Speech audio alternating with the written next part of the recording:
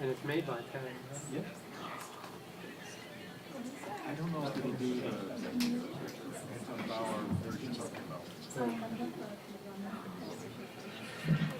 Pretty good job though, didn't it? I'm trying to tell you what you are.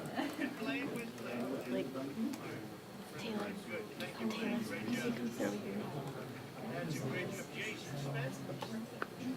Jason? Thank you, Jason. A great hockey player.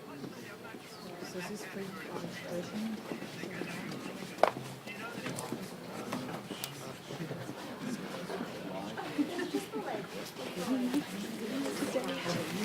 Yeah, I was about to jumpsuit. You did Dems that we got through. Yes. Hey.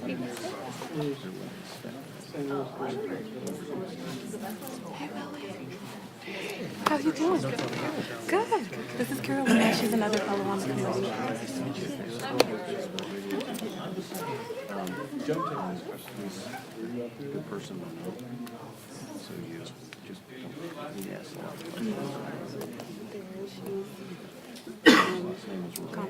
Takano's office. I work with her in Ferguson. Her name is Jahana. She's super nice.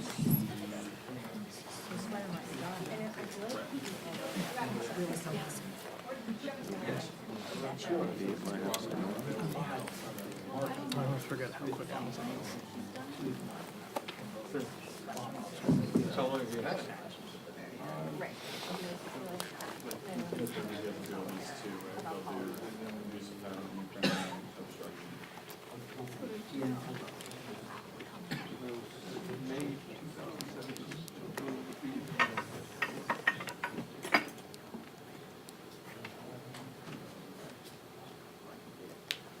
So Costco won't let me. We're gonna get a laptop from there. They won't let me purchase it and have like just pick it up. So I just stop on my way home to get it.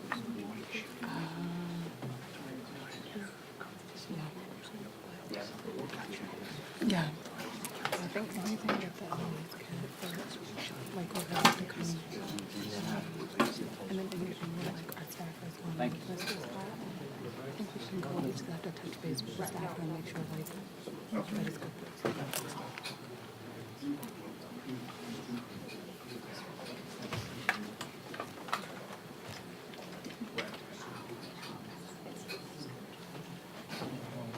She's about to walk in.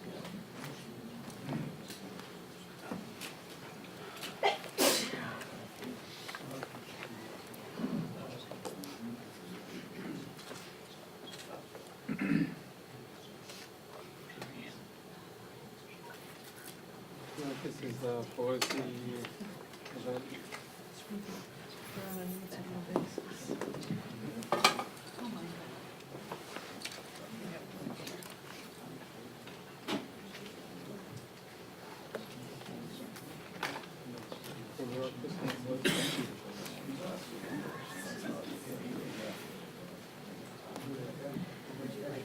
Don't look at me. I know, I feel like there's gotta be another. No questions. My college affordability experience was very, I would nothing. What's that like? So I don't know, I'm the least qualified. Can't afford it now.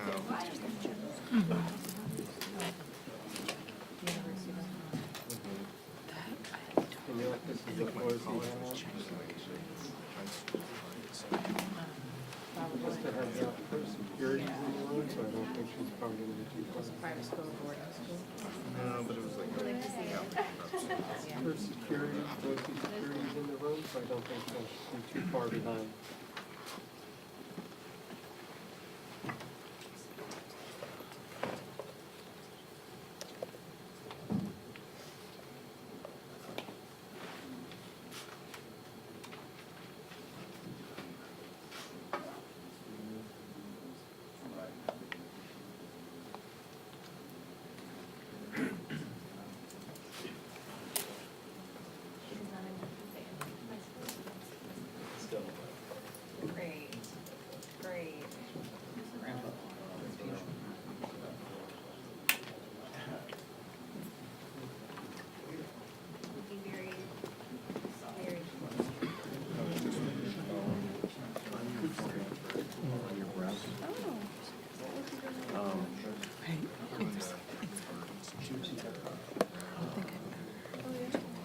go to Trying UVS. to be this for. Got Senate. Got Gov. Bookmark that. Such good stuff. That's the listing of press conferences. And it's up on that monitor. On the post over there. Same one.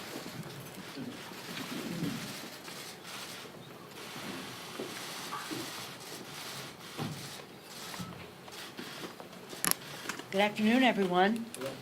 Thank you for being here on a subject that is so important to our country, the education of our young people, of the generation to come.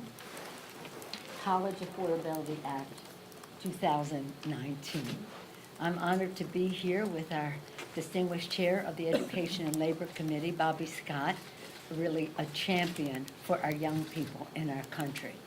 He carries the credential of not only being the chair of the Education and Labor Committee, but the second most senior person, should he have decided to go that route, on the Judiciary Committee, where he has fought for justice for our young people in his service in the Congress of the United States. So whether it's opportunity on one side and education, or fairness on the other side for our young people, he's unsurpassed in his leadership in being there for the young people of our country. I'm also pleased to be here with Mark Takano, the chair of the Veterans Affairs Committee. He is a former teacher himself, and so his credentials are very important in this conversation as well. And Susan Davis is not only senior, number 2, I guess, on this committee, and number 2 on the Armed Services Committee. So she knows that the strength of our country is measured not only in our military might, which is important, but also in the education and well-being of our young people and of America's families. So these are champions, staunch champions for education in our country, education which makes all the difference in the world. So they have been persistent, relentless, and they've made this historic day possible. It is, Susan, before you came, you were head of the PTA, right, in your community? I remember that election very well, 2000. Today, the College Affordability Act, with this act, the House Democrats are delivering on a top priority for the American people. Every time we meet with students and families, we hear the same thing. College affordability in America is just inaccessible to them. We must put an end to years of Republican inaction, because we can no longer afford to do nothing when 44 million Americans are saddled with $1.5 trillion in debt. Democrats are proud to be for the people in our agenda, investing in college affordability, putting money back into the pockets of students and families as we honor the Founding Fathers' values of fairness and equality. This bill is a down payment on our nation's future. We are making college more affordable, reducing the cost of college, expanding Pell Grants and public service loan forgiveness, and reforming loan repayment options. We're improving access to quality education, cracking down on predatory colleges that defraud students and veterans, and ensuring schools put students first. And we are expanding opportunity, investing in HBCUs, historically black colleges and universities, minority-serving institutions, Hispanic-serving institutions as well, and Native American institutions as well, and community colleges, and creating pathways to good-paying jobs. Now we'll hear from the architect of this very bold proposal, a person those phrases I sang earlier, our distinguished chairman, Bobby Scott. Thank you.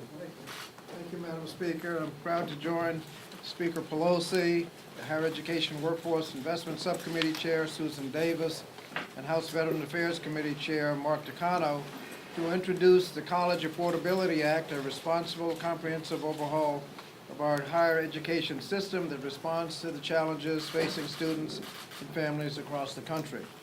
When President Johnson signed the Higher Education Act, or HEA, in 1965, he said that it meant that a high school senior anywhere in this great land of ours can apply to any college or any university in any of the 50 states and not be turned away because his or her family is poor. With that declaration, Johnson and Congress signaled the federal role in partnering with states and others to promote accessibility, affordability, and eventual attainment of a college education. Americans who were previously shut out from post-secondary education could now count on the federal government to open the doors to opportunity to higher education. Despite the tremendous progress that has been made with the enactment of the HEA, we know that more than 50 years later, the promise of affordability is out of reach for many Americans. Today, we're here to unveil a comprehensive reauthorization of the Higher Education Act because this fact is uncontested. A quality college degree remains the surest path to financial security and a rewarding career. And as the economy increasingly requires workers to have more than a high school education, the value of a quality degree continues to grow. Congress has a responsibility to fulfill the promise of higher education so that all students and families have a fair shot in the modern economy. The College Affordability Act achieves that mission in 3 ways. First, it cuts the cost of college for students and their families and lowers the cost of loans for future and existing borrowers. Under federal-state partnership, the College Affordability Act restores state and federal investments in public colleges and universities, which will reduce the burden that has been shifted to students and families over the years. It also increases the value of the Pell Grant and will cover a larger share of tuition and put more money in students' pockets to pay for food, housing, and other basic essentials as they pursue their education. This is a down payment towards tuition-free public education in the future, but the immediate effect will have fewer students borrowing money to pay for college. For those that do take out loans, those loans will be cheaper to take out, simpler to understand, and easier to pay off. The bill also helps existing borrowers lower their monthly and total payments through more generous repayment plans and allows them to refinance at today's interest rates, and both improves and expands the public service loan forgiveness program. The second major plank in the proposal is focused on improving the quality of higher education by holding schools accountable for student success. The College Affordability Act cracks down on predatory for-profit colleges that defraud students, veterans, and taxpayers. Under our proposal, schools that cause a large share of the student loan defaults and spend more on marketing and lobbying than instruction would lose access to taxpayer money. The bill also restores the Obama-era consumer protections, which are currently being rolled back by the President administration and that provide relief for defrauded borrowers and hold career programs accountable for keeping the promises they make to students. The third and final piece of our proposal is focused on giving a new and more diverse generation of students the flexibility and support they need to succeed. The College Affordability Act expands students' access to high-quality programs by making Pell Grants available for short-term programs where they can quickly build their skills in high-demand jobs and move quickly into the workforce.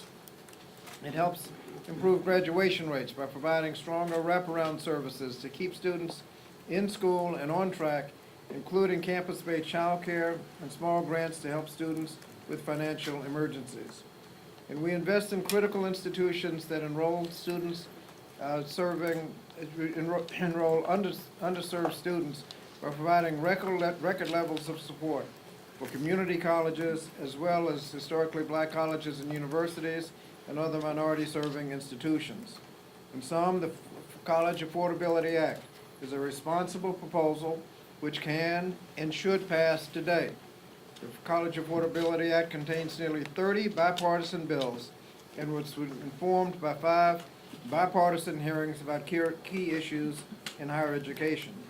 The College Affordability Act advances comprehensive structural reforms that will immediately improve the lives of students and families, strengthen our economy, and secure the future of America's higher education system for decades to come. I'd like to thank members of the committee for their work over the past 10 months to produce a thoughtful, comprehensive bill. And I look forward to getting this bill marked up in committee and getting it to the floor for passage. And now it's my pleasure to introduce the chair of the subcommittee on higher education workforce and workforce investment, the gentlelady from California, Congresswoman Susan Davis. Good afternoon. First, I just wanted to thank Chairman Scott for all of his hard work on putting this bill together. Congress, as you probably know, has not passed a full reauthorization of the Higher Education Act in over a decade. It takes a great deal of commitment from a chairman to even attempt such an ambitious project. I also want to thank all of my colleagues from both sides of the aisle on the Subcommittee for Higher Education and Workforce Investment for participating in the numerous hearings that we held leading up to today. When Democrats took back the majority, we promised a return to regular order, to a more open process, a process where all sides of the debate could be heard, and I think that's exactly what the chairman has done. We're here today for one reason, one important reason. We think about the students, we think about the future of this country, and that's because we believe that the federal government can and must be part of helping to train our workforce of the future. The fact of the matter is that 2 out of every 3 jobs in today's economy require more than a high school education. But less than half of Americans aged 25 to 34 have a post-secondary credential. The College Affordability Act will help fill the demand for skilled workers, but better aligning our higher education system to meet the needs of the modern economy. It does this by both expanding and increasing the flexibility of the single most important tool in combating inequality in higher education, the Pell Grant. You all know about Pell Grants, I'm sure. Specifically, the College Affordability Act will allow Pell Grants to be used for high-quality, short-term programs that can launch graduates into successful careers while also giving them a path to a 2 or a 4-year degree. We know that not every student follows the same journey before earning a degree, and that is why it's so important that we allow Pell to match the needs of the modern student, where some are raising families and need access to short-term training that will result in an immediate raise in wages. But while we believe improving access is key, we know that this cannot come at the cost of accountability. And that's why the College Affordability Act requires college accreditors to evaluate schools using student outcomes in completion and workforce participation. And it cracks down on low-quality skills programs that provide students meaningless credentials that have no value in the job market. We don't want students spending their time on those kind of programs. It is these twin goals of increasing both affordability and accountability, and doing so at the same time, which drives all the various changes included in the College Affordability Act. The cost of college, we know it's a hot topic, not just on the campaign trail, but in living rooms across the country. And that's why it is so important that we pass this comprehensive update of the Higher Education Act now. There may be time later for radical changes to the way we approach higher education, but we cannot even get there if we do not first update Pell for the 21st century and reform our outdated accreditation, which no longer performs the accountability backstop that it needs to. I want to thank the chairman again, and the committee and the staff for all of their hard work, and I now want to introduce Mark Takano, who is the chairman of the Veterans Committee, has also been a community college trustee in California.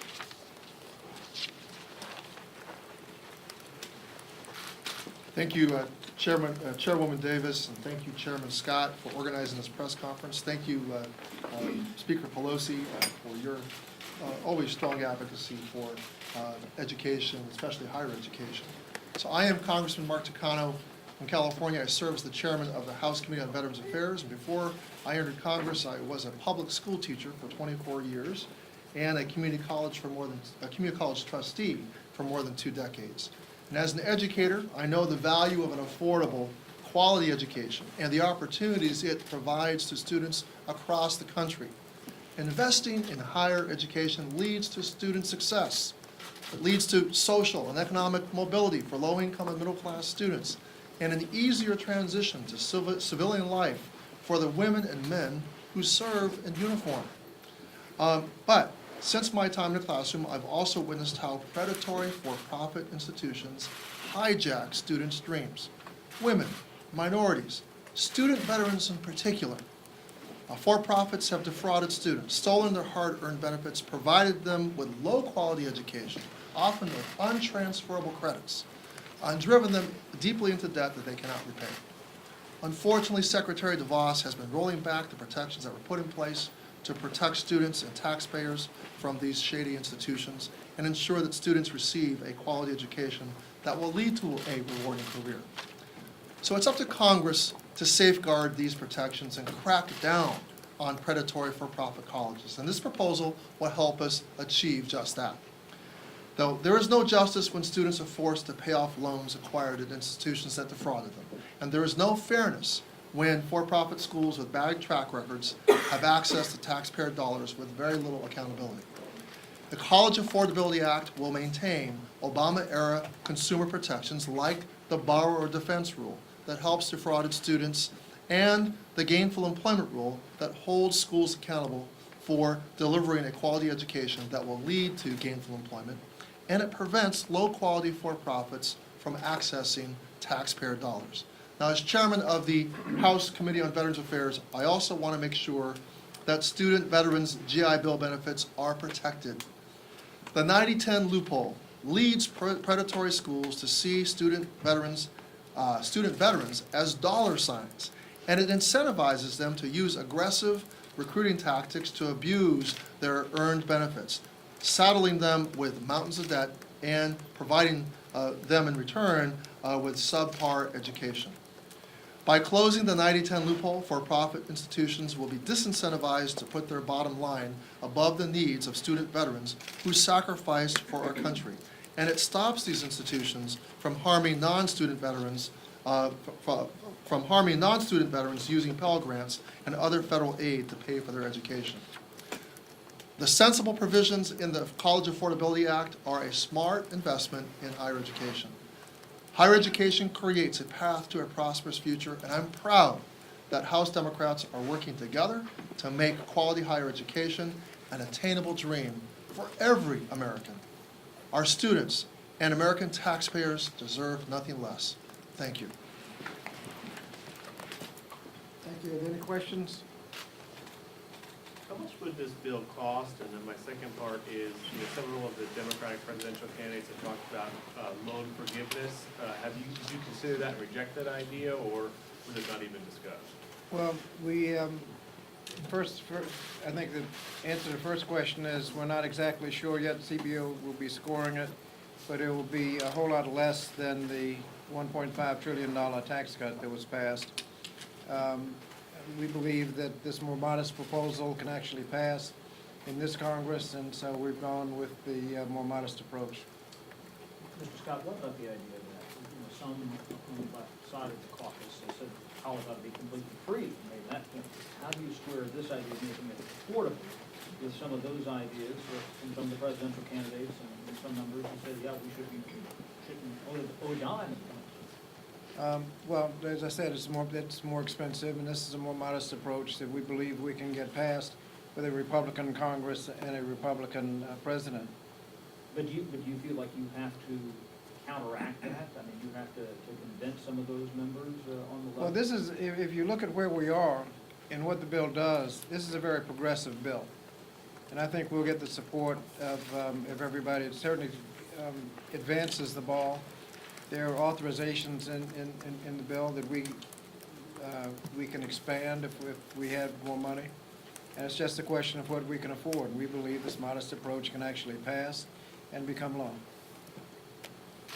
Chairman Scott, what conversations have you had with Senator Patty Murray about moving legislation there in the Senate? I know Senator Alexander has introduced the bill at this point, but it's unclear whether that's actually going to be able to pass the Senate without more support. Well, the Senate first has to pass, if we're going to get to conference, which you usually do when the House has a bill and the Senate has a bill, you get to conference. We're going to, I'm confident that we can pass our bill and then the Senate will pass their bill, and then we'll see where they are. I'm not sure what the Senate right now is going to pass. Can I address the question to Speaker Pelosi, an off-topic question? Well, let's see, we have an answer. On impeachment. Of the College Affordability Act. Any other questions about that? Let me just congratulate our colleagues on this important legislation. It is focused and targeted to help those for whom it will make a big difference as to whether they will attend higher education. I'm particularly excited about the community college aspects and Hispanic serving and HBCUs as well in the bill. Many of our young people need skills in order to, again, increase their income, the wages that they will receive, the salaries they would hopefully come into, and this is a path to that. I also want to say that in the campaign last year, our agenda was for the people. For the people, we would lower cost of health care by lowering the cost of prescription drugs. Second, we would increase paychecks by building the infrastructure of America in a green way. Central to that is workforce development. And workforce development is what this legislation is about as well.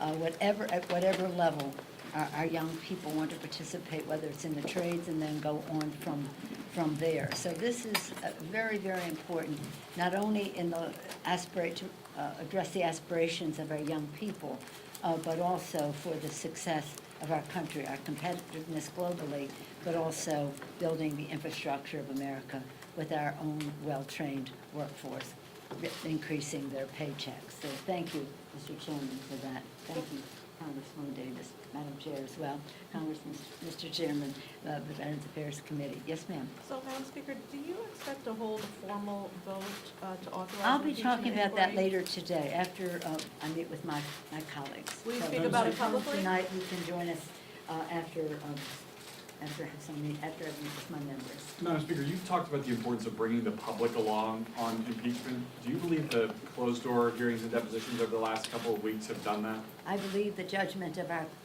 committee chair, Mr. Adam Schiff, has served the country well in protecting our Constitution.